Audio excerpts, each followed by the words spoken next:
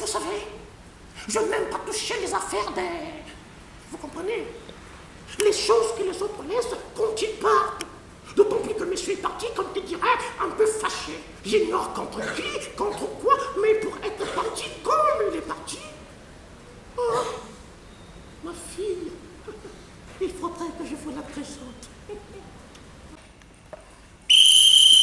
Et le maître reprend leur avant-centre, Anaconda 12. Il y est, et même encore une histoire de dingue.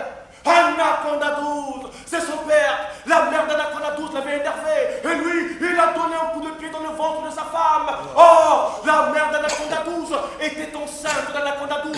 Donner un coup de pied dans le ventre d'une femme, frapper une femme enceinte. Le monsieur a frappé la femme, le petit est tombé, et le petit c'est le fameux Anaconda 12.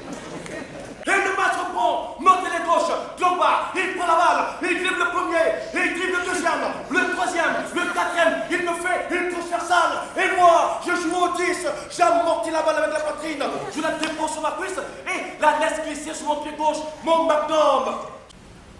Il arrive aussi au blanc d'être impayable. Mais on ne les voit pas souvent se battre.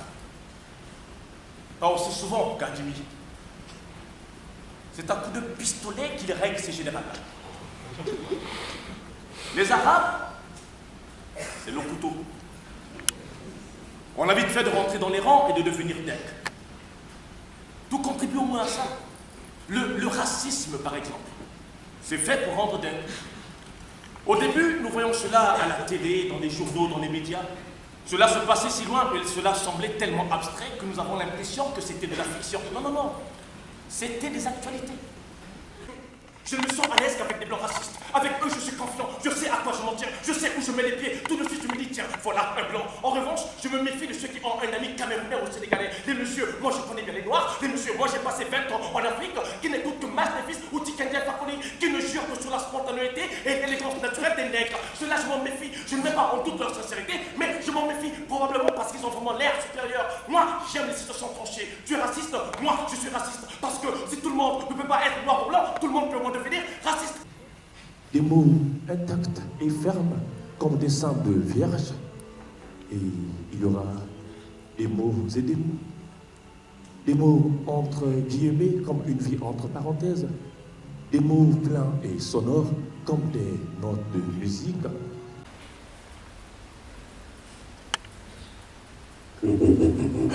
Ça doit être terrible de mourir à l'étranger.